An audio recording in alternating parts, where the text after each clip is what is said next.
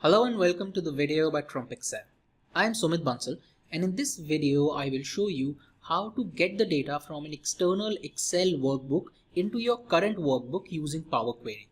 Now here I have this new workbook called Book 1, and what I want to do is I have this folder here called Getting Data from Excel, and in this I have this workbook with the name Sales Data July 2018, and I want to get the data from this workbook into my current workbook. So if I open this, you can see this is the data where I have these office supplies data, and this is my data set, and I want to get this data set into my current workbook using Power Query. Now I can simply copy paste this, but Power Query has the benefit that if this data updates, then my Power Query can simply refresh and update the data in the current workbook. So there are a couple of ways to do it. Let me first close this and show you how to do this when you have the data as a tabular data form without a table. So here I have book 1.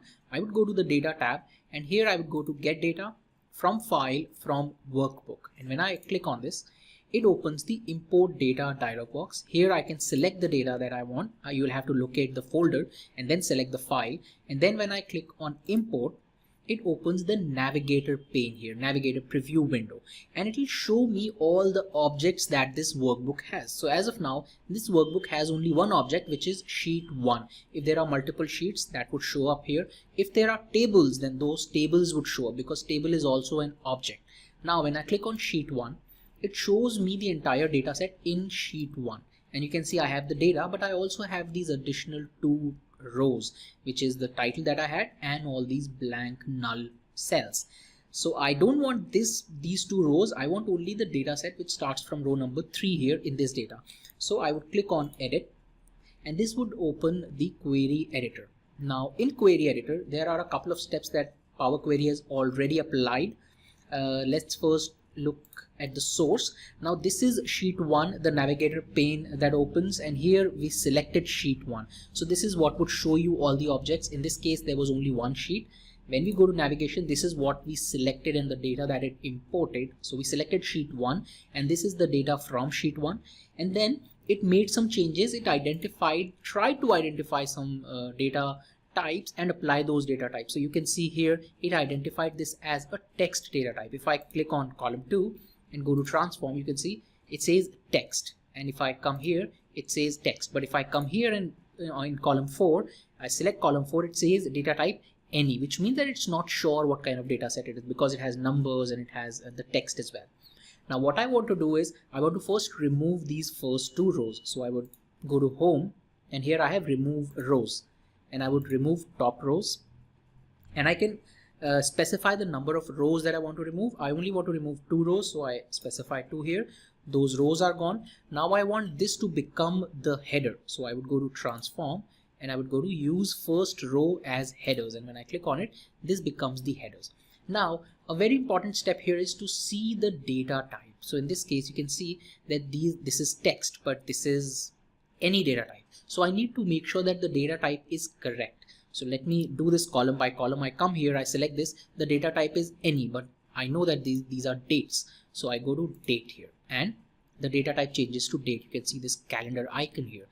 This is identified as text, which is fine. This is identified as text, which is fine. This is any, but I know these are whole numbers, so I change this to whole number. This again is whole number, and commission here I can make it a decimal or I can make it percentage. Let's go with percentage here. Now this is the data that is in the right format. This is has the right number of rows and columns from the data. I've removed the first 2 rows, and I want to get this data in my current workbook. So to do that, I would simply go to home, close and load. And in a few seconds it will update the data. It will put that data here in my current workbook. So it changes the data set into an Excel table automatically. You can see this is an Excel table here with the name sheet 1, which is also the name of the query. If you want to change the name, you can change the name of the query, and that name is automatically given to the table. Now the good thing with this is that if I go back to the original data set and change something, then all I need to do is come here, right click and refresh, and the change would automatically update in this, because it is connected to that workbook in the backend. If you go here in the source data in the Power Query and you go to the source, you can see that this is where it is connected to. This is connected to this data set, and that is why whenever any change is made in the original data set, and when I refresh this Power Query, this data would automatically update. Now let me do one thing. Let me close this and let me open this again. And now I'll show you what happens when you have the data as an Excel table. So in this case, I have this data, but let me convert this data into an Excel table. So I use the keyboard shortcut Control T and then I click on OK. It identifies that your data has headers and this is the right data, but you can confirm this. And in this case, let's call this table as sales data. So now I have this workbook, and in this workbook I have this sheet within which I have this table. Now let's save this and close this. Now in this workbook I want to get the table from the sales data. So I would go to data, and again it's the same process. I go to get data from file from workbook. Now I'll have to go to the folder here. This is my file. I go to import. And now you can see that I have two objects. I have sheet 1, but I also have sales data. And this happens because, as I mentioned, table is also an object. So it's giving you this option whether you want to get this entire sheet or you only want to get this table. And when I click on this table, you can see the data is much more refined. I don't have these first two rows here. So I would use the table here. I would click on edit just to make sure that everything is in the right format. And you can see here again it applied a few steps, but things are much better here because Excel first of all identified there were no first two rows. The header has automatically been promoted and this becomes the header because it's from the table directly, and the data types are correct. So this is already a date data type. These are text. You can go to transform and see what the data type is. Another way is you have a look at this icon. So this is for date and this is for whole number. So if I go here, this is whole number, this is whole number, and this is decimal. If you want, you can change this, otherwise decimal is also fine. And I can now go to home, close and load.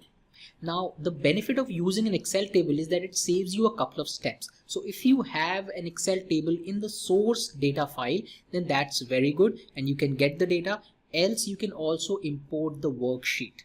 Also notice that the name of the query here is sales data, which is the same as the name of the table we gave in the source file, and this is the name of this table is again the name of the query. So if you have the table with the right name, with the right format, you can very quickly, very easily get this data in your current workbook with Power Query, and this data would update whenever your backend data updates. So let's do one thing. Let me go back to this data and let me show you how it updates. So in this case, let's say I change this to John, and let me make these all John just to make sure that you notice the difference. Now the first four values here are John. Now let me save this. And now when I go back here, all I need to do is I right click, go to refresh and see what happens. Let me come here and do this. So these first four values, these are not John, but if I come here, right click, go to refresh, see what happens. These all update and become John because this Power Query is connected. This query is connected to the source file, and as soon as you refresh, it goes back, checks if the entire data is right or not, and does the entire transformation and again puts the new data in the Excel workbook.